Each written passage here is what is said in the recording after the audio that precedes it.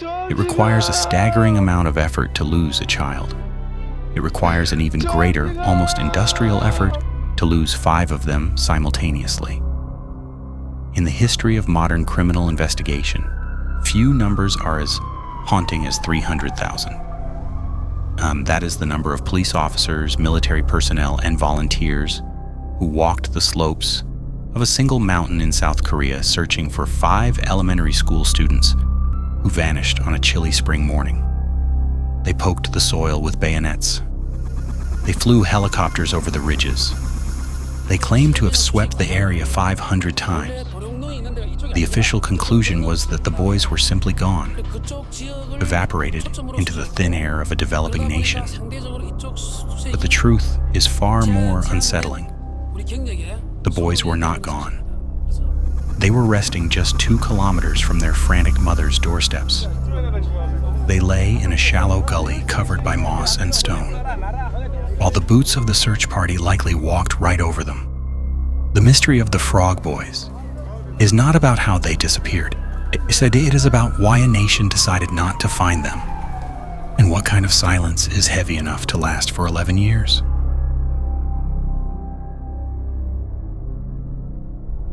On March 26, 1991, the city of Daegu is in a state of orchestrated distraction. It is election day, the first local council elections in 30 years, a fragile, hopeful step away from military dictatorship toward democracy. The government has declared a temporary holiday. Schools are closed. Factories are silent. The police force, usually tasked with neighborhood patrols, is deployed almost entirely to polling stations to prevent political violence. In the Seongseo neighborhood, the atmosphere is loose and unstructured. It is overcast, the air biting with a temperature just above freezing. But for the children of the district, the cold is irrelevant. It is a Tuesday without school. 5 boys gather in the street. They are a village circle, a tight-knit unit of friends ranging from 9 to 13 years old. There is Woo Cheol-won, the 13-year-old leader, tall for his age and wearing a tracksuit. There is Jo Ho-yeon, the connector between the older and younger kids. Kim Young-gyu, a bright 11-year-old. Park Chan-in, 10 years old, wearing a distinct red shirt. And the youngest, Kim Jong-sik, only 9, wearing purple. They tell their parents they are going to play outside. The destination is Mount Waryong, a gentle, sleeping giant of a mountain that rises only 300 meters behind their homes. It is their backyard, their playground. They are not venturing into the unknown. They are going to a place they know better than the adults do. By early afternoon, the boys have not returned.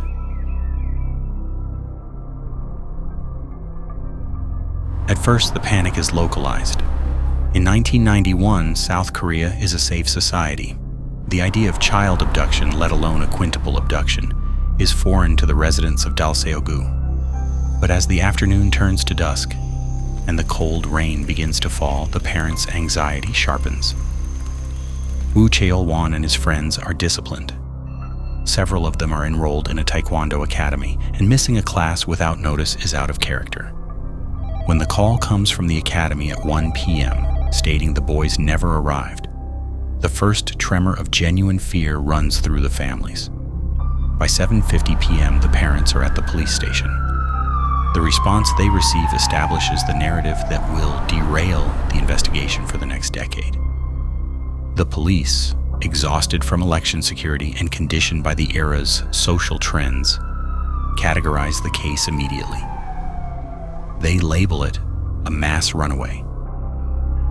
In the early 90s, there is a cultural trope in Korea of rural children running away to Seoul to find their fortune or see the bright lights.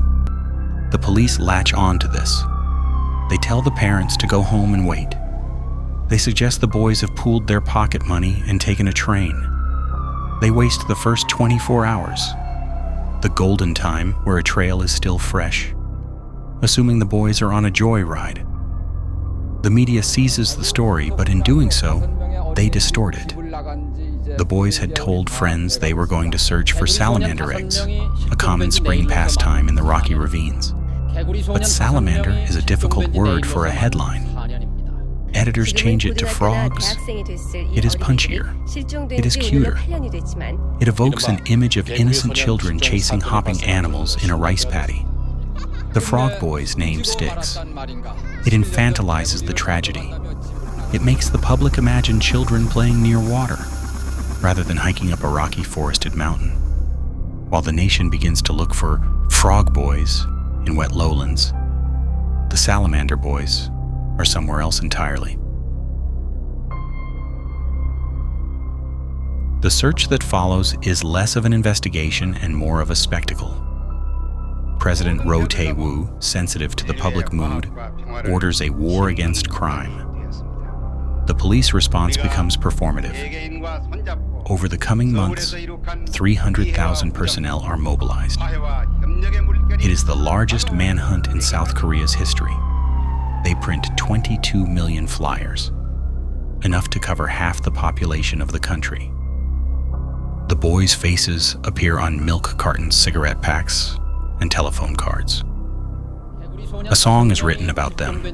They become the most famous children in Asia. Yet, the investigation is critically flawed. The police focus on searching structures, abandoned houses, temples, arcades, and train stations, convinced the boys are hiding or being held. The mountain itself is treated as a backdrop, not a crime scene. Lines of conscripts walk up the trails, but without forensic training, they are merely hiking. They are looking for living children hiding in bushes, not bodies concealed beneath the earth. For the parents, the runaway narrative is a psychological torture. They know their sons. They know the boys had no money, no extra clothes, and no reason to leave. The fathers quit their jobs. They pool their money to rent a small truck, plastering it with photos of their sons. For years, they drive this truck across the entire South Korean peninsula, sleeping in the cabin, eating barely enough to survive, blaring a recorded plea from a loudspeaker. But as the years grind on, the public's sympathy begins to curdle. The inability to find even a shred of clothing, a shoe, a zipper, a button, leads to darker, more conspiratorial whispers. If the boys aren't on the mountain and they aren't in Seoul, then perhaps they never left the neighborhood.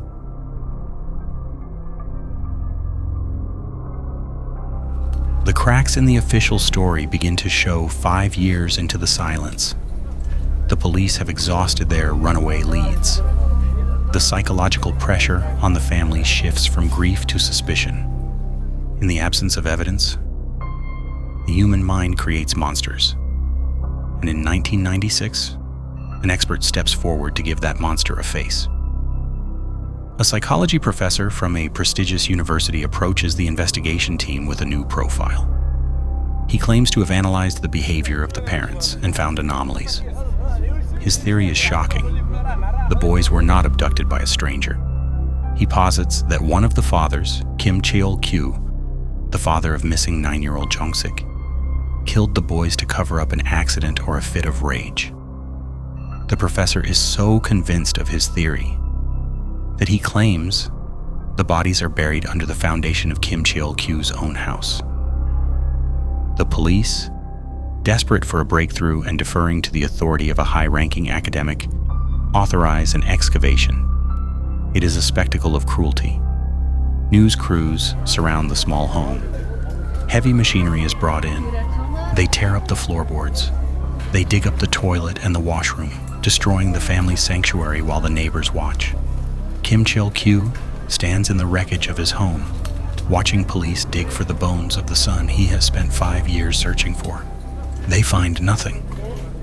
The only thing they unearth is a pair of child's shoes that belonged to Jong-sik, shoes he wasn't wearing that day. The professor's theory evaporates, but the damage is absolute. Kim Cheol-kyu is publicly humiliated. The stress accelerates his decline. He turns to alcohol to numb the shame and the grief. He eventually develops liver cancer. He dies in 2001, carrying the double burden of losing his son and being accused of his murder. He dies just 1 year before the mountain finally speaks.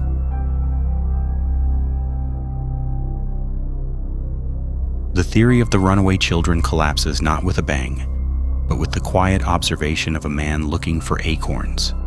It is September 26th, 2002. 11 years and 6 months have passed since the boys vanished. The World Cup has just finished in Korea, and the country is looking toward the future.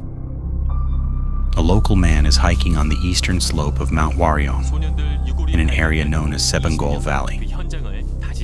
It is a rugged spot, but not inaccessible. It is a place where children build secret forts. He spots something white in the dark soil. It looks like a piece of plastic, but when he brushes the dirt away, he realizes it is bone. He calls the police. What happens next is a forensic disaster that rivals the initial search in its incompetence. The Daegu police arrive with pickaxes. Instead of sealing the perimeter and calling for forensic anthropologists to slowly brush away the soil layer by layer, the officers attack the ground. They hack into the earth to exhume the remains quickly, eager to close the cold case. In doing so, they strike the skulls. They fracture the fragile, weathered bones of the victims, destroying critical evidence of the cause of death. They pull the tangled remains out of the dirt and pile them up. Before the bodies are even fully analyzed, the police chief makes a statement to the waiting press. He announces that the boys likely died of hypothermia. He suggests they got lost in the rain, huddled together for warmth, and froze to death. The families are incensed. The location is less than 2 kilometers from their homes. The boys knew this mountain intimately. The village lights would have been visible through the trees. And critically, when the bodies are examined, they are found in a shallow depression, covered with a layer of soil and a large, flat stone. Freezing children do not bury themselves. They do not place heavy rocks over their own bodies.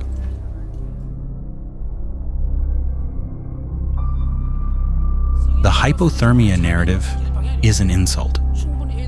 It is a desperate attempt by the state to avoid classifying this as a quintuple homicide that went unsolved for a decade. But the bones, despite the damage caused by the police pickaxes, have a story to tell that no press conference can silence. The remains are sent to Kyungpook National University.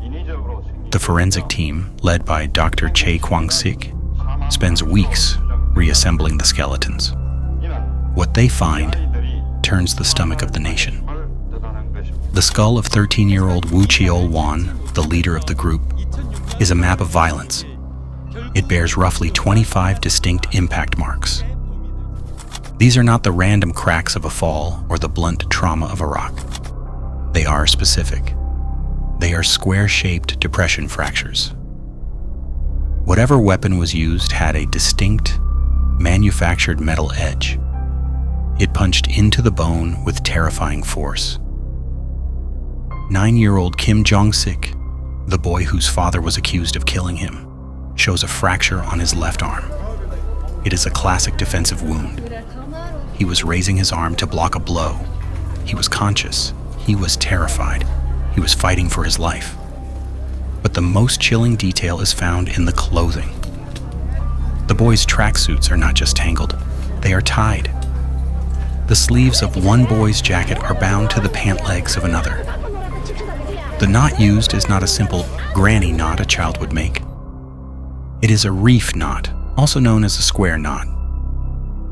This is a binding used in industrial settings in military rigging or by someone experienced with rope. It is a knot designed to hold under tension. The forensic conclusion is undeniable. This was a massacre. The boys were captured, likely restrained using their own clothing, and then bludgeoned to death with a tool that leaves square indentations.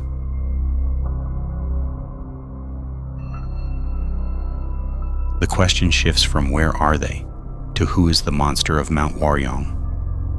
2 primary theories emerge from the shadows, both disturbing, both plausible.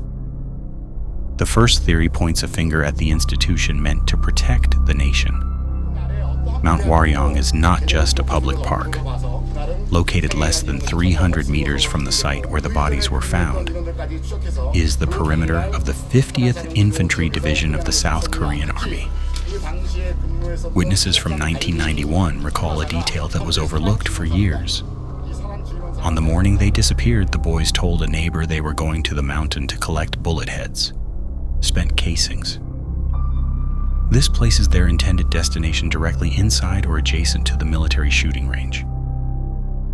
The theory is grimly logical. On a holiday with officers off duty, perhaps unauthorized shooting practice was taking place. A stray bullet hits one of the boys. Panic ensues. To report the accident would end careers and bring shame to the unit. To cover it up, the soldiers or a single officer make a decision. They execute the witnesses. Forensic analysis of the skulls showed 2 holes that initially looked like gunshot wounds. While the official report ruled them as blunt force trauma, independent experts have argued they could be consistent with shotgun pellets or a modified air rifle. Casings were found near the grave, some mossy and old, but others described as unused and loaded, found inside the clothes, as if dropped by someone standing over the bodies. A local man later reported that a soldier had drunkenly confessed to him in a bar, saying he made a mistake and killed the boys. But the police dismissed this as hearsay. The military has consistently denied any involvement, and the records of who was present at the range that day have never been fully released. The second theory, which gained traction decades later, is the caliber theory. In 2022, an analysis suggested that the square-shaped holes in the skulls matched the jaw of a vernier caliper, a measuring tool used by vocational students and mechanics. The profile here is different. It suggests the killers were not soldiers but older teenagers, local delinquents from a vocational high school who were sniffing glue on the mountain. Glue sniffing was a major social issue in the 90s Korea.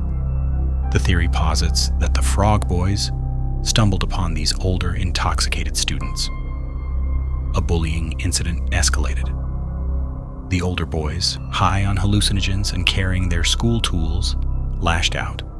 The multiple shallow wounds suggest a frenzy, a lack of professional efficiency, but a high level of brutality. The tragedy of the Frog Boys is not just in their death, but in the legal framework that surrounded it. In South Korea, at the time, the statute of limitations for first-degree murder was 15 years because the bodies were found so late and the investigation was stalled for so long. The clock ran out in March 2006. This means that today the killer could walk into a police station in Daegu, place the murder weapon on the counter, and confess to everything. The police would have to let him go. He cannot be prosecuted. He cannot be punished. This injustice sparked a national outrage that eventually led to the Taiwan Law in 2015, which abolished the statute of limitations for murder. But the law is not retroactive to closed cases. The Frog Boys sit in a legal gray area, a cold case that is technically expired. The fathers who drove that truck across the country are disappearing now too. Kim Namdo, another father, passed away without seeing justice. The surviving parents are old. They visit the memorial monument that stands near the discovery site, a stone tribute to 5 lives cut short, but stone offers no answers. The city of Daegu has grown. High-rise apartments now overlook the slopes of Mount Waryong. The trail where the boys walked is now a hiking path for the elderly and the health-conscious. But if you walk just a few minutes off the main path into the Sabangol Valley, the noise of the city fades. They were looking for salamanders, but they found secrets. They were 2 kilometers from their mothers, 300 meters from the military, and 11 years from the truth. The statute of limitations has expired, but the memory of the industrial knot and the square holes in the skull of a 13-year-old boy has not. The killer is likely still alive, perhaps walking the streets of Dalseogu today, an old man carrying a secret as heavy as the stone that covered the Frog Boys for the entire 11 years.